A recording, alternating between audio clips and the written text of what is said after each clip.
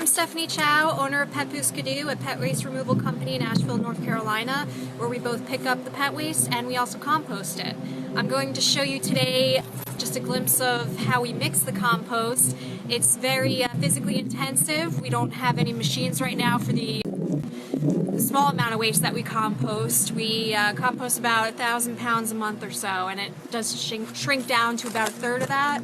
So this is called the Earth Cube. You can get it from Green Mountain Technologies. So right now I'm going to open it up. I'm not sure if you can get it on camera, but there's some steam coming up. So you can see there is quite a lot in there, but we still have some room to put some more back in. So when I mix this, I'm going to just take a pitchfork, and every time I come, I got to mix it, and it could take at least a half hour or more. Like I said, it's very physically intensive, but you want to make sure that when you mix it very, very thoroughly. Dog waste can easily turn to mud if you're not careful. You have to watch the moisture content, and you have to make sure it's getting plenty of air. And very quickly, after just a few days, it'll start compacting on itself and just be really gross. So you have to make sure that you're mixing constantly. You can see the top layer is a little dried out, which is fine, that's normal. But what I'm going to be doing is trying to get to the bottom as much as possible, because that's the trick, because that's where all the moisture is going to go. As it's losing its moisture, it's going to go towards the bottom. There's going to be the most amount of liquid at the bottom. So you have to make sure that you mix that liquid evenly throughout the pile again, so it doesn't just get all moist there. During the process, I might add some more water. Dog waste is very, very particular about how much water it gets in order to compost properly. So here we go.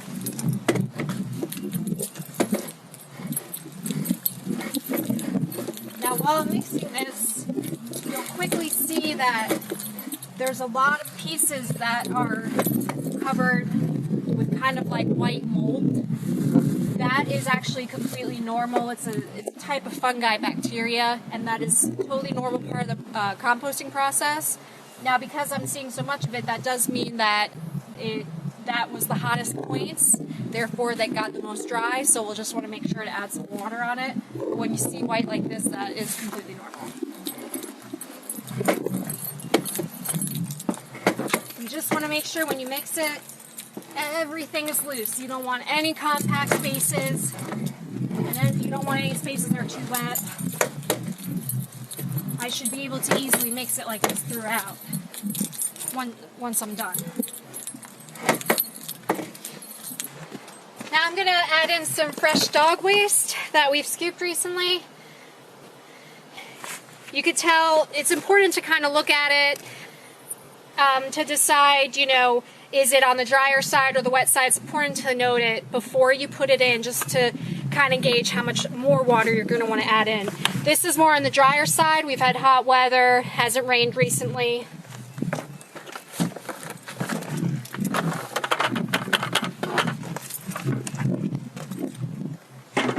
You can see that's more of the fresh waste that I've just thrown in compared to the older, more broken down waste. The nice thing about the Earth Cube is that it will drain the excess moisture out through the bottom, and I bought a container to catch that liquid as opposed to it just going on the ground.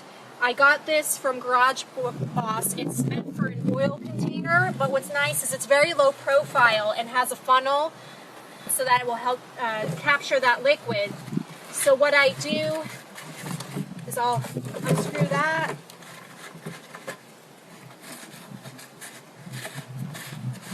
And you could actually reuse that excess moisture and pour that. And you only really want to do this while your compost is still cooking. After that, you'll want to use cleaner water when your compost is cooling down. And then you can just mix it in. Now, there isn't an exact formula to how much water to add in. You just kind of have to get used to it, get the feel for it. But basically, you want it just enough water so that it doesn't dry out. So it has enough moisture to last you until the next time you're going to come and mix the composter. I only do it twice a week right now.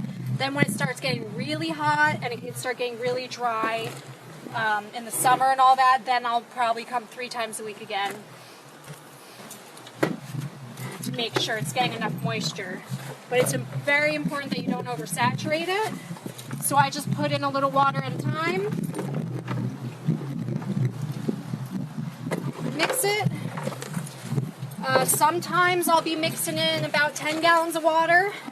Other times it only needs a few gallons. It all just depends. It's better to be on the dry side, at least with dog waste, than too wet, because once it gets, if it's too saturated, it's really hard to fix it without a ton more ingredients. And carbon materials will not help it. You don't want to put in straw or pine shavings, anything like that. In the beginning, we do put in some soybean meal as a starter, but other than that, the dog waste will actually compost by itself. As I said, we're in Asheville, North Carolina. I know not that many companies in the country do this right now. I'm hoping these videos will help inspire other companies or groups to start composting dog waste so that we can stop sending it to the landfill. And remember, Poo Skiddoo, we scoop up the poo so you don't have to.